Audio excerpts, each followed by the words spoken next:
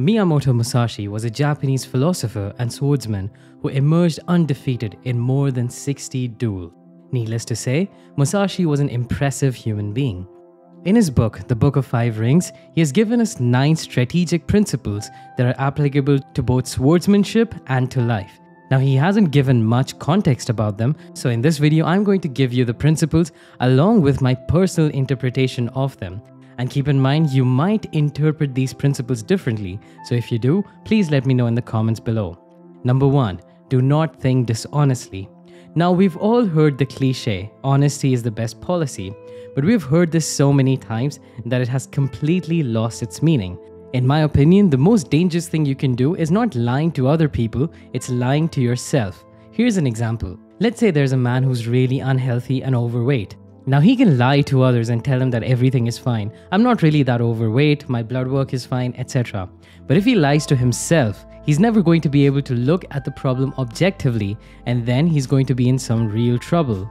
You will only be able to figure out what you should do in life if you're honest with yourself. Self-improvement starts with honesty. Number 2, the way is in training. In my opinion, this means that what you do for work doesn't matter as much, but the most important thing is that you keep yourself trained and keep practicing on a daily basis.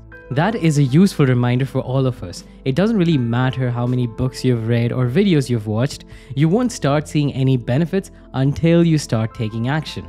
Now here I see people on 2 polar opposites. They either say, yeah, we have to apply what we've learned first, and they stop learning new things and they're just all in go mode. Or they just jump right into learning mode and never take action because they always feel like there's a lot to learn. My advice is that you should keep a balance between the two. Learn for a few days and then start applying the concept and see how it goes, and then keep repeating the cycle and adjust.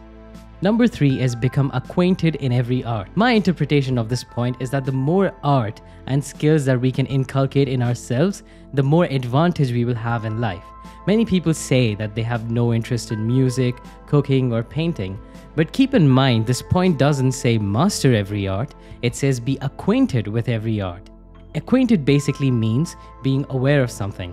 For example, if you have a little bit of knowledge of cooking and you have some knowledge of gardening, then you will now have a better idea about your food, where it came from, how you cooked it.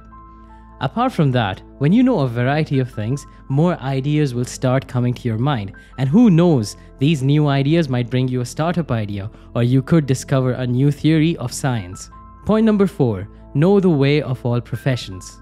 There's a very famous quote that says, "Jack of all trades, master of none." Now, a lot of people interpret this as we should only focus on a single thing, otherwise we would be a master of none. But actually, there are a lot of people who claim that the real quote is, "Jack of all trades is a master of none, but better than a master of one." Having a wide breadth of knowledge does in fact help you because a lot of those points of information interact with each other and they can lead to new ideas and new opportunities. Number 5, know the difference between loss and gain in worldly matters. Now, in my opinion, this point basically means that when you're working on something, you should know whether or not you're making a loss or a gain. Many people focus a lot of their time on activities which never help them. Now, let's take an example. Let's say you're studying for 8 hours a day. Now, you have to have the ability to evaluate yourself about how productive those 8 hours are. Are you actually gaining something in your academic endeavors? Now, it's true, you can't always think in terms of loss and gain in all matters. For example, this doesn't really apply to relationship and families. But if you're working or studying or doing any other activity, then make sure that you're getting some benefit from it. But the most important idea here is that you must be aware of what you're getting from whatever work you're doing. If you're only making a loss and not seeing a lot of benefit, you should probably drop that activity. Number 6, develop an intuitive judgment and understanding for everything. It is interesting to me how Miyamoto Musashi stressed the importance of intuition. I mean, we've all used our intuition before. When you meet someone new, sometimes you just don't have a good feeling about them. That's your intuition. So you try to avoid that person. Now, you can use your intuition in your work as well. Now, Musashi doesn't explain a lot about that, but in my opinion, the best way to develop your gut feeling is to just practice your work. The more you practice your work, the better your intuitive judgment will be. For example, let's say you don't really have any experience in public speaking. So you get up on stage very excited and you try and crack a joke. Now the joke might not land and the public may not like that. So in this case, your intuitive judgment might be flawed. But let's say you're a veteran public speaker and you've been speaking for years. You've had years and years of experience of cracking jokes on stage. So now when you attempt to do that, you're going to be much more familiar with it, and your intuitive judgment about which jokes are appropriate to crack is going to be much better. My advice is to always be aware of your intuition in any kind of situation. If most of the times you find that your intuition is wrong about something, well, it's time to work on your intuition and work more on your craft. But if you find that your intuition is right a lot of times, make sure to pay attention to it.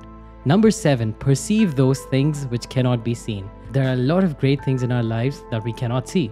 Take love, for example. We cannot see love or measure it like a blood test, but we can feel it. This is a very important skill for us to do because we cannot always rely on what we see. And I'll tell you how this is applicable in business as well. For example, let's say there's a company that makes great money and all the key figures are going up and up. But if the culture of the company is not good, then there are a lot of chances that the employees might want to shift to another company. So while the numbers may look good, you have to develop the ability to perceive what cannot be seen. You have to be able to perceive that the culture is negative, that people aren't happy. And you'll have to rectify that because sooner or later the numbers will start catching up as well. Point number 8, pay attention even to trifles. This basically means that you have to pay attention to even the smallest of things. If you think about it, when you compare service in a 5-star hotel versus a normal hotel, it's usually in the little things. If you went to a luxury hotel or a normal hotel, you'll see huge differences in the small things, like the bed sheets, the toilets, how their staff greets you, etc. So you must develop the art of paying attention to small things because the small things do matter.